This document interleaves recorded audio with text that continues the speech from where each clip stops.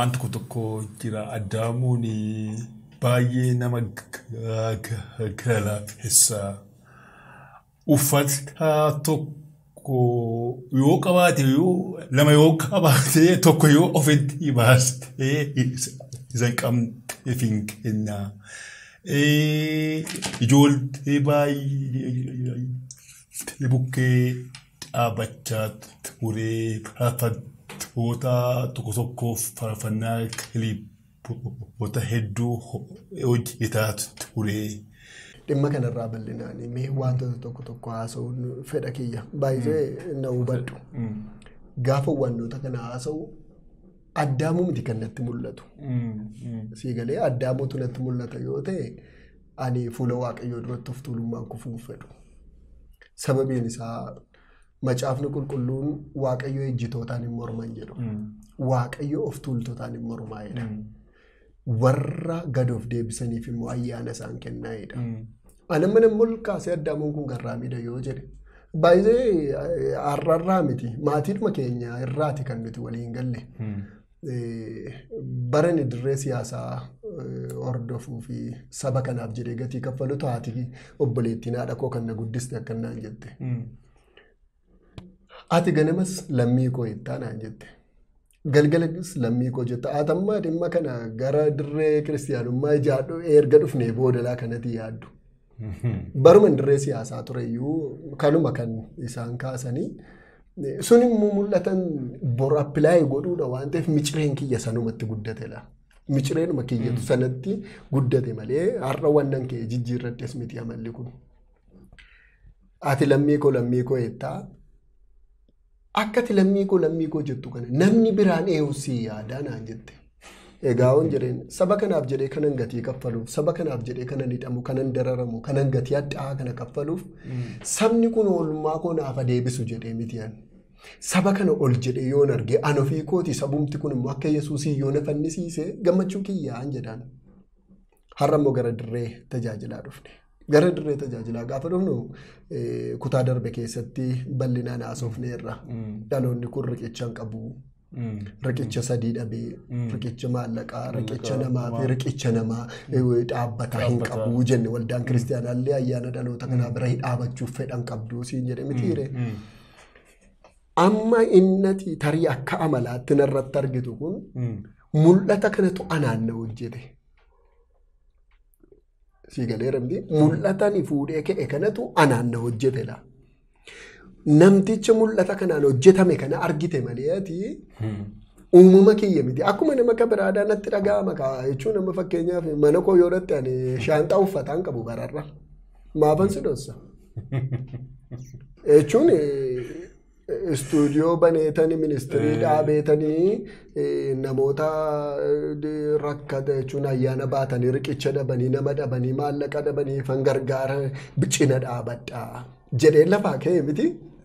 Mana koo yoo dhatte bar girgiddaan isaa biyyoodha lafi isaa biyyoodha. Isa iyyuu kireeffadheetan kan inni itti galu. Maaliif yaaddu waa'ee kee yennaan jette waa'ee koo yaaduu dadhabee miti. Har'arra tokko galgala kootu natti mul'ata. Isa lammaffaa immoo ishee an ofii kiyyaaf jiraadde akkuma nama kamii dhaloonni kun abdii maalii qaba? Mee maalaa godhu dhaloonni kun? Si'a tokko gaaffiidhaa ka'u booda siifan deebi'aa gaaffiinaa ka'u namootati viidiyoo isaanii waraabduuf kun namootati gargaartu kun namootati ol jedhaa jettee jedhalitti kun uffataan si caalu naan jedhu namoonni. Uffataan si caalu maaliin si caalu firaan si caalu anamma sana miti kan natti mul'atu. Uffataan na caalte dantaa kiyya miti. Jireenyaan na caalte dantaa kiyya miti. Maa mana mataa keetii iyyuu hin qabaatin. Maa waanuma barbaadde hin ta'e. Anaaf sana miti bara. Maarree kana jechuun immoo qajeelummaa sadhaata keetiin hin jiraadha jechaadha. Ani immoo qajeelummaa sadhaata keetiin jiraadhu. Maaliif jennaan jette tokko abboota koo darban irraa waa baradheeraan. Ofii isaaniitii akka shaamaa ifanii dhalootaaf ibsanii ofii gatii kaffalaa achumaan warra wareegaman hin beeka. Mee gara Kiristoos Yesuusiin gaafa dhuftu namni Kiristoos Yesuus fayyisaa lubbuu keenyaatti asis faarfannaatti baaftaa namni biraanis faarfannaa baasa. Garuu Kiristoos kun eenyu inni? Mee maaltu rakkiseen maaltu itti irrate? Filippisiusiin dhattee gaafa dubbifatu Filippisius 2:5 akkoo Yesuus Kiristoos akka kana jedha. Aboo abbaadhaan walisa qixxeessu waan qabatanii tafanitti lakkoofneedha. Mee dhaqee achumarraa dubbisi. Ofii isaatii fedha isaatiin bar. Ofii itti qabatanii itti hafan itti hin lakkoofneedha. Ulfina sana gadhiiseedha. Abbaan gadhiisisee hin jedhudha. Ofii isaatii gadhiisee jedha. Isumayyuu immoo gadi dhufee maal jedha? Bifa garbaa uffateedha. Bifa namummaatiin dhalateedha. Abaarsa keenya baatee. Ilaalli waan nu badde tokkotu jira. Achirra dirqamni Yesuusiin akkas godhu hin jiru. Ofuma isaatii fedhuma isaatiin akkas ta'ee jira macaafni qulqulluun. Maarree Kiristoos Yesuusii ana maal na barsiise? Lubbuun makoo duwwaa fayyisuudhaaf dhufee akka jedhee yaadu'an. Kanaaf ofii kiyyaa amma Kiristoosis ta'uu baatu, amma abboota koo sanaas ta'uu baatu, hagan danda'e tattaafadhee maal ta'a yoo listii jiraa keessa galuu baadde? Listii warra qajeelotaa, warra dhalootaaf jiraatanii darban, kaayyoo waaqaaf jiraatanii aarsaa ta'anii darban sana ofirra namaaf jedhanii mee dhaqee ilaali. Ibroota boqonnaa 10:32 gaafa dubbiftu achirraati wanna naasisu tokkotu jira. Saamamuu qabeenya keessaniidha. Qabeenya isa caalu akka qabdan abdattaniidha. Saamamuu qabeenya keessan irraa homaa tokkottuu hin lakkoofneedha. Edaa qabeenya qabu kan isaan dhabaniif Kiristoosii jedhaniiti. Kan isaan dararamaniif, kan isaan saamamaniif, kan manni isaanii gubateef maalii jedhaniiti? Kiristoosiif jedhaniiti. Maarree jarri sun maal nama barsiisu? Are they business minded? Miti. Isaan sammuun isaanii bizinesii yaada miti. Mee Phaawulosiin fudhadhu. Phaawulos jireenya isaa keessatti waan inni dhabe hin jiru. Maafan si dhossa. Inni koo sa'aatii sanatti koo har'a mana ijaaruudhaan injiinara jedhamnamti yookaan afaan Amaariffaatiin maandisa jedhamnamti. Bara sana koo dunkaarra ijaarteeti kanatti maandisa yookaan injiinara jedhamtu. Phaawulos immoo injiinara bara sanaa ture bara. Qabaachuudhaan. Maanni qabaan akka jedhamti mee dhaqii Qorontoos irraa boqonnaa 9 dubbisi. Nu ikkoo wangeela Kiristoositti akka gufuun taaneef harka keenyaan hojjennee siin tajaajilleedha. Ilaali argitee waan qaban aarsaa godhanii ta'edha jarri kan tajaajilan. Waan cimaas baas jirtan. Kanaafuu edaatii jarri sun dhabanii osoo hin taane Kiristoosiif jedhaniitu waan qaban gabbaasanii kennaniiti kan isaan aarsaa kaffalan. Yoo hubattee waan qaban gabbaasanii kennaniitu aarsaa kaffalan. Baay'ee ani wannan hin fudhanne tokkotu jira. Innis maanni mee wangeela gaafa sammuu kee keessa maaltu si dhufa? Jiraachuu lallabuu. Lallabuu si dhufa. Abaluu tajaajilaadha gaafa jedhan maal ta'a? Wangeela lallaba, wangeela barsiisan jennuuni. Wangeelan jiraataa jedhee namni wal gaafatu jira? Hin jiru. Hin jiru. Inni barraa'e sun akka nuyi lallabnuuf barraa'e akka jedheera manu. Akka lallabuuf osoo hin taane akka jiraadhuuf barraa'e jedhee nama naan. Yoo battee taphni akka jiraadhuuf barraa'e jarriin jiraatan kaa. Mee amma abaluu arjaadha jedhame macaafa qulqulluu keessaati. Abaluu arjaadha. Waan qabu kenna. Kana irraa hafaa kenna jechuun harka guutee kenna maal jennee gaafa lallabnu. Jarri waltajjii lallabaa argatanii mata duree sana lallaban mitila. Waltajjii jireenyaatti agarsiisanii darban isaan. Ilaa garaagarummaa qaba ishee kana gaafa hubattuutu maal jecha akkan jiru maal ta'aa akkan jiru sii dhufa. Jarri sun isa barraa'e seenaa isaaniitilaa isaantu ta'e iddoo isaan waan inni ta'e bakka iddoo isaan giingeedha yoo jedhan amma si arrabsaan jiru. Waanumati taateedha waan ta'e. Iddoo isaan giingeedha kanan jedhu. Waan ati taatelaa namni biraa seenaa kee kan inni beeku gaafa ati faarsitu duwwaa sirraa dhokata malee gaafa taasa'uu jalqabdi bakka iddoo isaan giingeedhaa beekama. Maalummaa keetisu waltajjii jireenyaatti ati giingeedhuma. Sii galeera. Jara arjaa turan sana baay'isoo jara keessa namni doonni hin turre. Sii galee jara arjaa turan sana bira gaafa dhattu jarri waltajjii argatanii lallaban mitilaa akka keenya hin jiraatan. Ta'anii madda darban. Maarree seenaa isaanii maaf lallabaan? Isa isaan waltajjii jireenyaa. Agarsiiftaa jechuudha. Isa isaan waltajjii jireenyaatti lallaban ani jiraatanii ani waltajjii lallabaatti maafan fidadda. Edaawwan nan dogoggoree barri koon irratti dhume kan har'a kanan gaabbu. Waan jarri waltajjii jireenyaatti jiraatanii seenaan isaan jiraatan barraa'e waan isaan jedhantu barraa'e miti bar waan isaan jiraatantu barraa'e. Ani immoo seenaa isaanii waltajjii lallabaatti lallaba. Kun tajaajila miciree hin qabneedha. Tajaajila miciree hin qabne immoo tajaajiluun fedhuun. Kanaaf tariitii ati garraamii daddaamu yoo naan jette is nothing for me. Namni kabiraan garraamii daddaamu yoo naan jedhe anaaf homaa miti. Maaliif jennaan naan jette jara waltajjii jireenyaatti qajeelummaa jiraatanii darban sana iji kiyya si'a tokko jara gidduu qubatteetti ofiyyoon qubachuu baadhi jara gidduu qubatteetti waan ta'eef maal ta'a har'a waa'ee kiristoosiin gaafa yaadu mee maal jedheen sitti maa nama fayyisuu dhuftee nama gargaaruu dhuftee waaqa taatee dhuftee of beekta of hin shakkitudha. Utuutti of hin shakkin dhuftee jiraattee warratti jiraachuu fi dhufte kun hin fannifnedhanii dullaa fudhatanii sitti ka'an.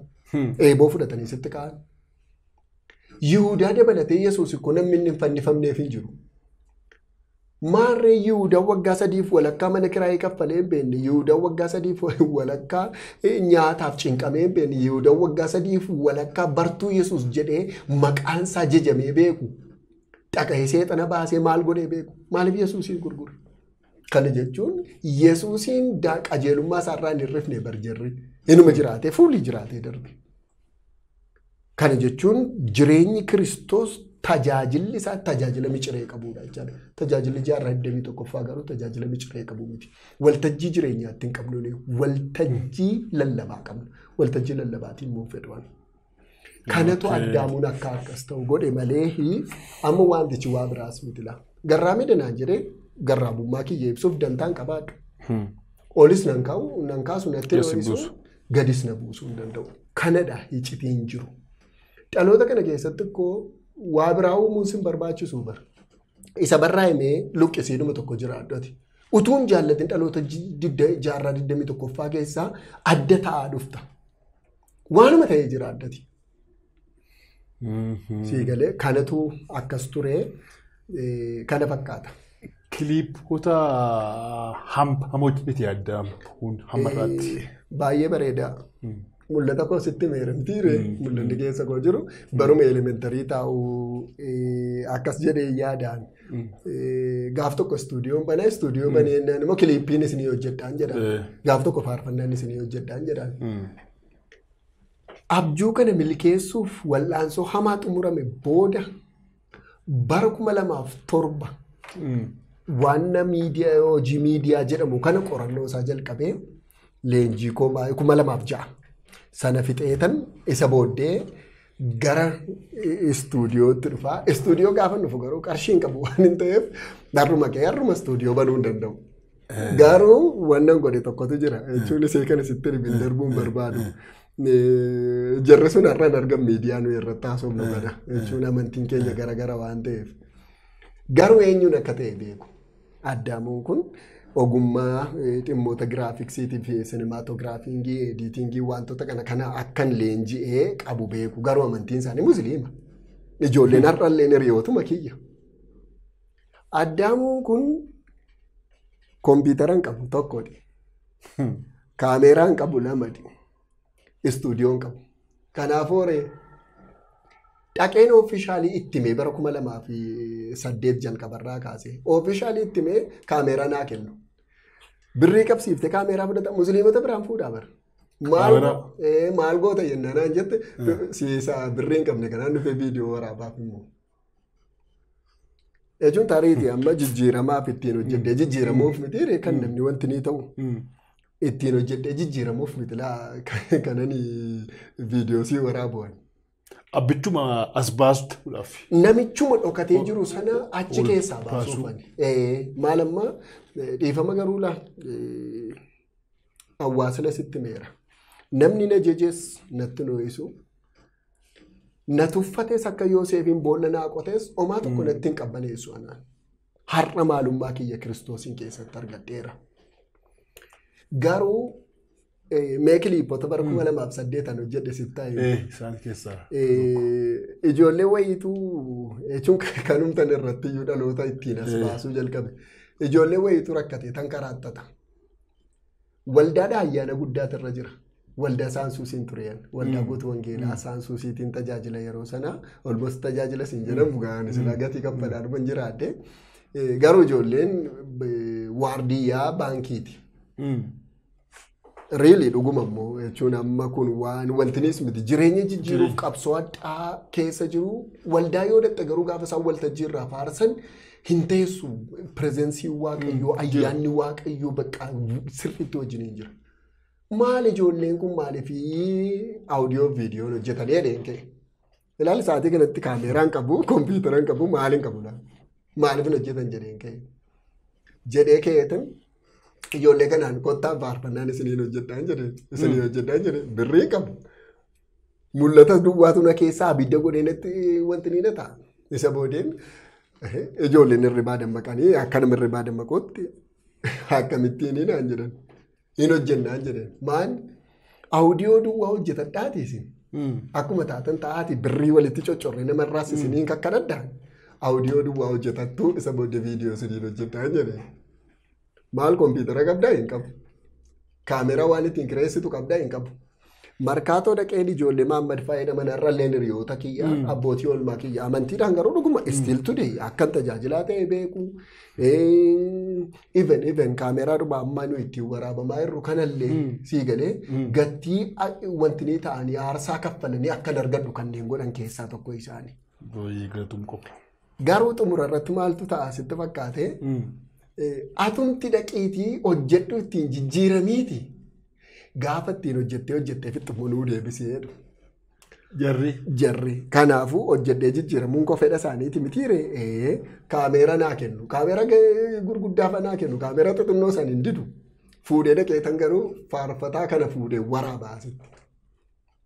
Dhaqee bakkeetti waraabee fixeen isa booddee kaameeraa isaanii immoo geessaaf.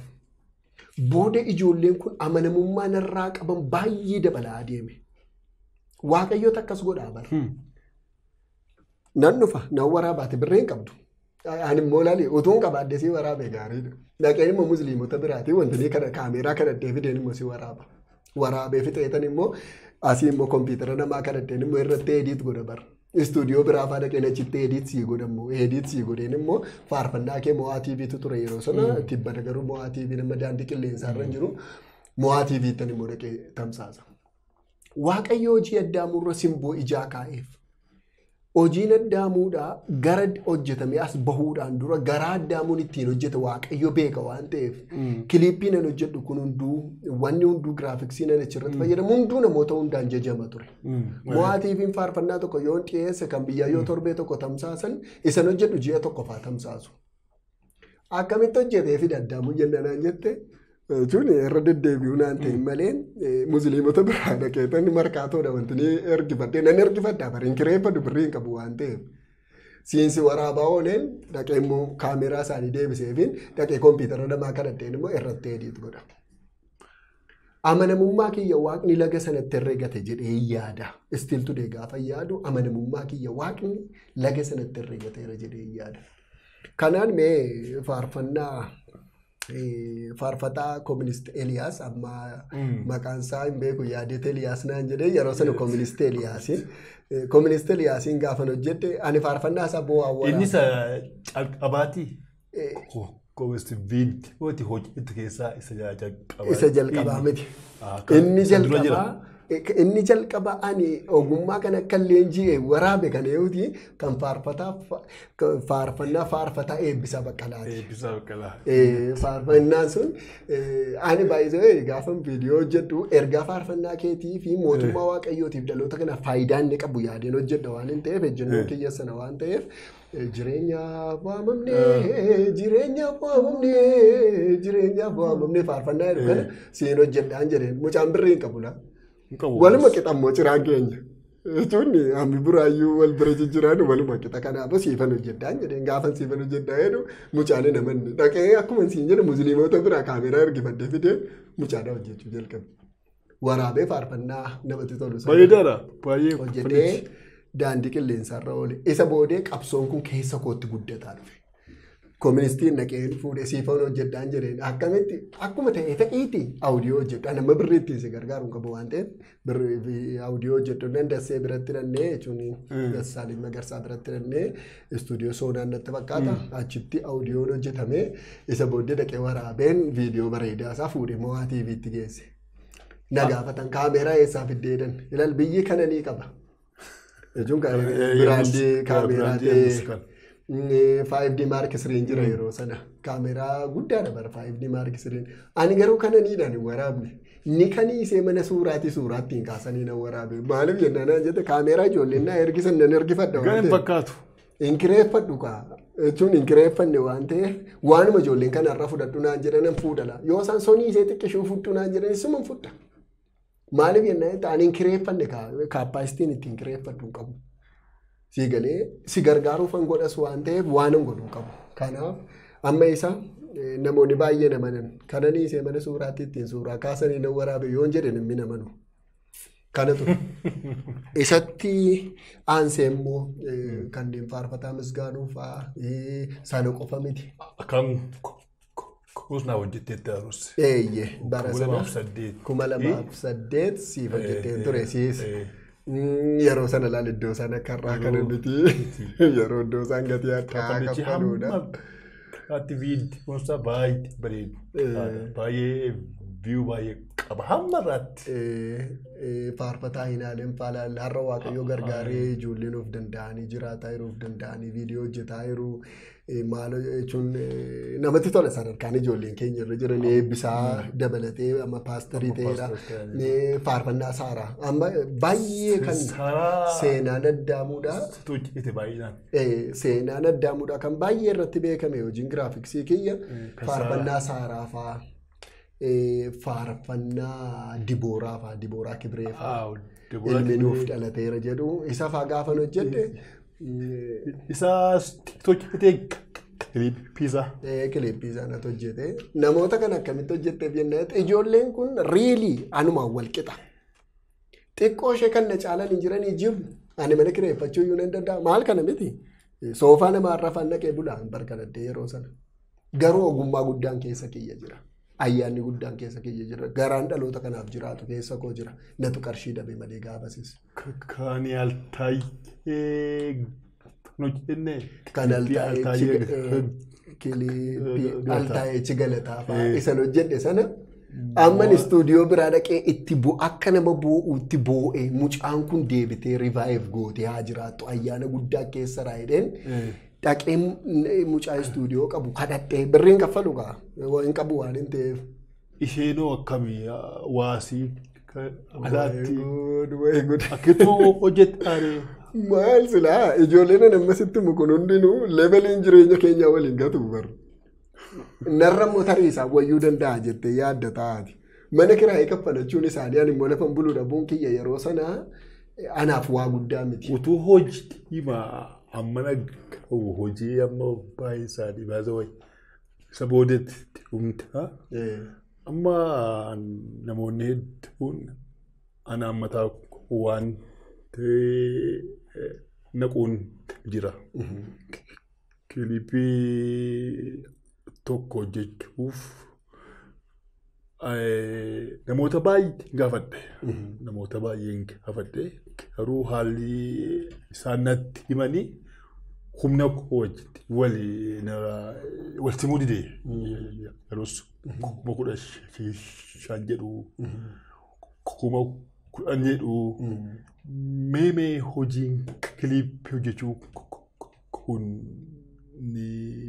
hammam haala ittiin akka haala jireenya faarfattoota keenyaa wajjin yeroo wal bukkeetti qabnu dhuguma faarfataan tokko 20,000 baastee kiliipii hojjetee jiraachuu hin danda'a mee ati ammaan akkamatti mee ati akkamittiin hojjechuu sin. Kanarratti waa lama sitti himu. Inni tokkoffaan inni sitti himu istuudiyoo amma qabaan. Asumaan istuudiyoon sun Perfect Grace Me istuudiyoo yookaas immoo PGM istuudiyoo jedhama. PGM istuudiyoo yookaas Perfect Grace Media istuudiyoon kuni kan jiru ministirii kana keessa. As keessa. Ministirii kana keessa. Ministiriin kun immoo sinuma riqicha dhaloota kanaa ta'uuf hundeeffame siin jedhamti. Kanaaf nuyi amma ispoonsaraa laawumaayyuu hin qabnu. Nama nu cina dhaabatu kan biraa hin qabnu. Sababa nama na cina dhaabatu kan biraa hin qabaanneef wannan yaadee fi wannan qajeelummaadha jedhee yaadee gatii feer ta'e nan kiliippii faarfannaa hojjetaa jira. Gatii feer ta'e jechuun meeqaan hojjetan kiliippii tokko. Hootii keenya biyya keessaa biyya baadiyyaa Wallaggaa Baalee Arsii Jimmaa jirtanii mee al tokko dhaggeeffadhaati mee gatii madaalawaadhaan bakka wanta fafataa hin miinteeni bifa qulqullina qabuun hojjedha jechaa jira mee faayidaaltu. Baay'ee namatti tola. Tokkoffaa waa'ee kaffaltii kanarratti ministirii jechuun sila waa jedheera miti riqicha ta'uuf hundeeffame ministiriin kun jedheera miti. Ministiriin kun riqicha ta'uuf haa hundeeffamu iyyuu malee deeggarsa homaa hin qabu. Biyya alaa biyya keessaa maal waan jedhu deeggarsa hin qabu. Mul'ata guddaatu garuu keessa kiyya jira. Mul'ata kanarraan gochuudhaaf qarshiin si barbaachisaa ina barbaachisa. Barbaachisa baay'ee. Dhaloota kana tasgabbeessuudhaaf fi dhaloota kana wanti mul'ata isaan keessa jiru galmaan gahuudhaaf qarshiin hin barbaachisaa riilii hin barbaachisa. Garuu dhaabbanni na cina dhaabatu namni na cina dhaabatu silammoo sitti meera. Riqicha hin qabnu siin jedhee mitiiree. Kana gidduudhaan mul'ata kana fuudhee ga'e mitiiree. Kanaaf ani waan yaadee waaqayyoon isa irratti kadhadhee gaafa waaqni na eeyyamu godhe. Innis maanni kiliippii faarfannaa tokko maaliif namni qarshii 5,000 ol kaffala? Amma 5,000 guddaadha xiqqaadha jechuun miti. Namni qarshii 5,000 guddaa ta'es qarshii 5,000 miti. Qarshii 500 kan guddaa ta'eef kan ayyaana baatu iyyuu immoo jira. Tuulaadha. Guute even dhiisi Wallaggaa biyya ni dhufeeti bahii kottuu Dambidoolloodhaa bahii kottuuti faarfannaa hojjetadhuudhuma galii yoo jetteen immoo kan hin hojjenne jira. Ayyaana guddaa amma dhiyoo Oromiyaa yennaadhaatti burqaan faarfannaa burqaan tajaajilaa akka galaanaati. Garuu Wallaggumatti hafe malee Qellemumatti hafe malee Naqamtumaa gaditti hafe malee homaata akka dhaloota biraa bira hin geenye. Egaa dhaggeeffattoota keenya kunoo hojjetaa ogeessa kaameraa fi suursoo yaadamu akkasumas tajaajilaa wangeelaa faarfannaa tokko akkamitti 5,000 ol itti baafame kiliippiin hojjetama jechaa jira. Egaa warri Gujii Booranaa Wallaggaa Arsii Baalee Oromiyaa keessa kan jirtanii afaan kanaan tajaajila kan feetanii faarfannoota hojjetan ofirkaa kan qabdan as tumaan osoo ogeessa kaameraa kana quunnamtanii baay'ee natti tola.